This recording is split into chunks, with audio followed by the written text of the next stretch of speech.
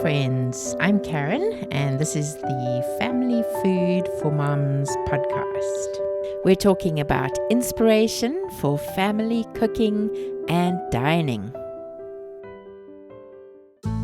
Today, we're going to talk about celebrating life, the small things in life, not having to wait for the occasions.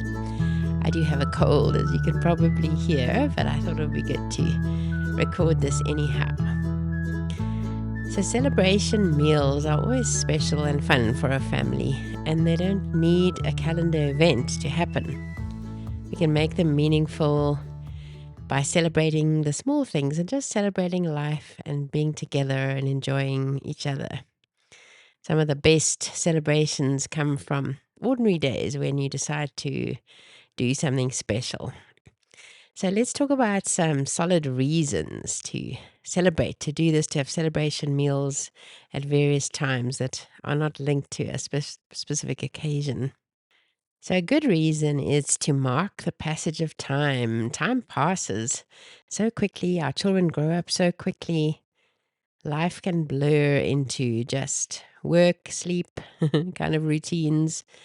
And it's so important to celebrate life in between those things. Yes, we need to work hard and we need to get good sleep, but we need to do things that are fun together, that bring good fellowship times and that bond us and that create memories as a family and as friends or as a couple.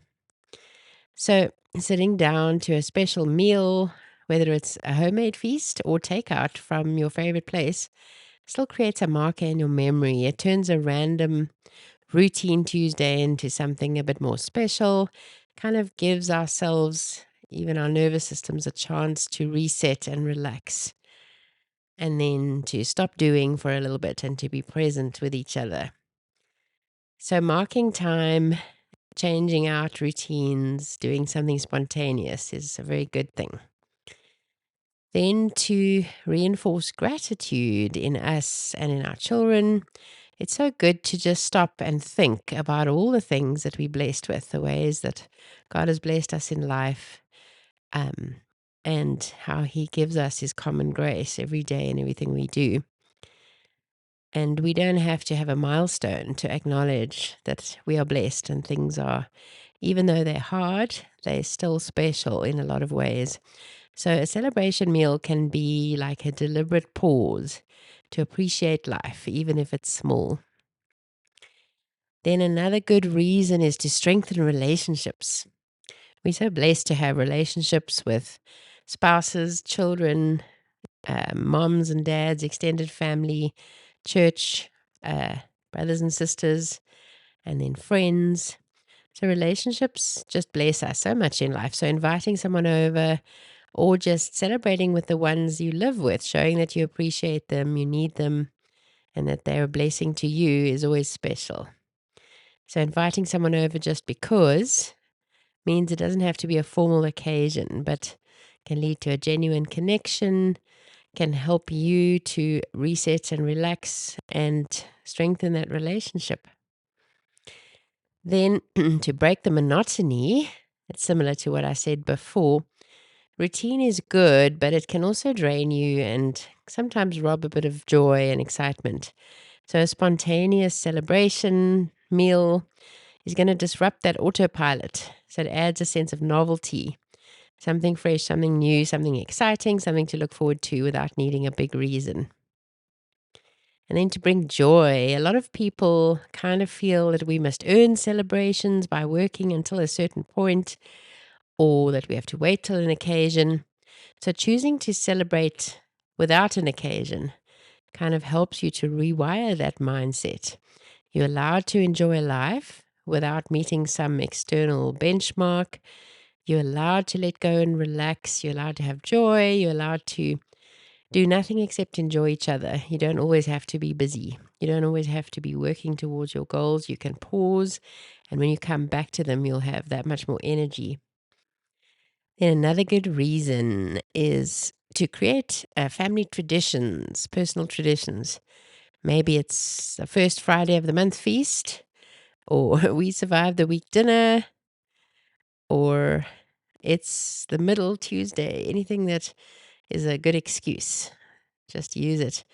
And you can do a celebration meal that involves some fun, like we like to do fun fairs and food fairs, where each family member creates a little game for everyone to play, and we have prizes and things. Or we just do meals where we slow down and do something different. So these small rituals can become anchors in your life, something to look forward to. And of course, it boosts your mood and your well being. Looking forward to something enjoyable and some kind of connection. It can be simple, but it's good for reducing stress and breaking out of the mundaneness of the days. So, when you're waiting for a big occasion, then you're skipping dozens of chances to make your life richer. You don't need to have holidays or birthdays to turn your meals into something meaningful. What's more important is how you do it and that you do it. So you need to do it in a way that's low pressure, that's practical, that's not too stressful or complicated. Special meals can be very easy. Also, just to say, it's important when we are celebrating life to use the things that we have. Like often you have special crockery or special glasses, special napkins, tablecloths, any kind of decor.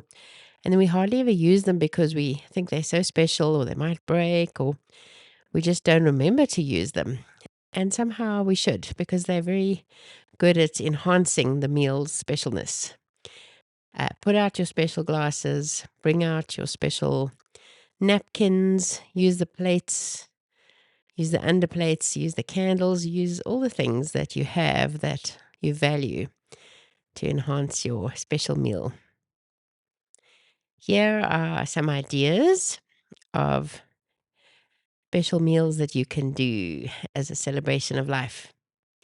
You could decide to have one specific meal a week, like Sunday lunch or Friday dinner, and then consistently give it a distinct feel.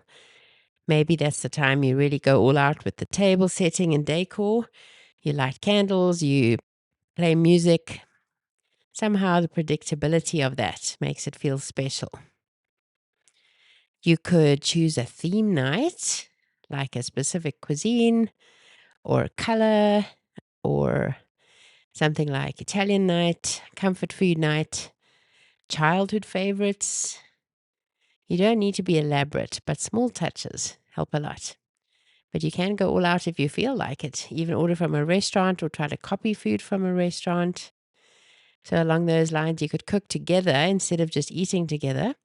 And what makes this easier is if you do it bit by bit. So you cook the appetizer together, then you cook the main course together, and then the dessert, and then you eat as you go in between, and lots of chatting in the kitchen, lots of chatting at the table. So it kind of naturally creates conversation, and the younger kids can even help with small tasks. You can also add something like sorbet as your palate cleanser in between two courses, and that gives it a fun little extra. You could add a moment of reflection. So going around the table, sharing one good thing from the week, something you're grateful for, something that challenged you, something you enjoyed or found hard, that can deepen connection without making it feel overly formal. And it's great fun to really break meals into courses. I've talked about this before, but it's a very simple way to elevate your meal. Have your vegetables as an appetizer, then have a palate cleanser or a specific type of conversation, and then have your main course. Creating a signature family tradition like Friday pizza night, build your own taco night, dessert night where the kids get to help make the dessert once a month. So these are something to look forward to. And then inviting storytelling into the mealtime, using conversation starters or what's a funny memory from your childhood? What would your perfect day look like? And just think of questions to ask each other or do a fun quiz in between eating, anything that brings conversation and laughter.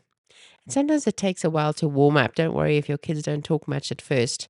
The more relaxed you are, the more relaxed the whole conversation and meal will be. So just ask questions, share from your own experiences, and then they'll join in. Ending with a small ritual is also special. Could be a toast, even with juice. could be a little Bible reading. One person could read a verse from the Bible, a quick game like a dice game, like Tenzi. So the closing moment, it kind of reinforces that it wasn't just dinner, but it was a time of connection.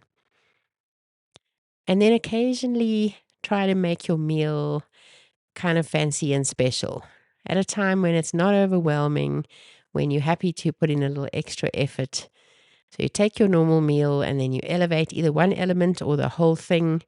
You do a special table setting, everybody dresses a little smarter, you put some soft music on, the lighting is soft, and it helps everybody to start to relax and know that it's going to be a treat that they can enjoy. So we don't want it to be overwhelming, but we want it to feel different, feel intentional, but not exhausting. We're just trying to shift the mood a little bit, turning up the dial. So a hero upgrade means pick a single element to elevate. If you try to upgrade everything, it might become stressful.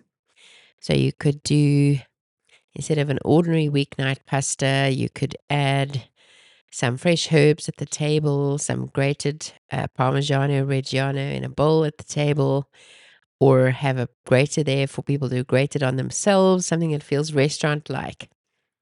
And then change the presentation sometimes, not just the food. So plating, think about it in advance and plan with your kids how to do a special plating. Use nicer plates, and then plan how each element will look on the plate.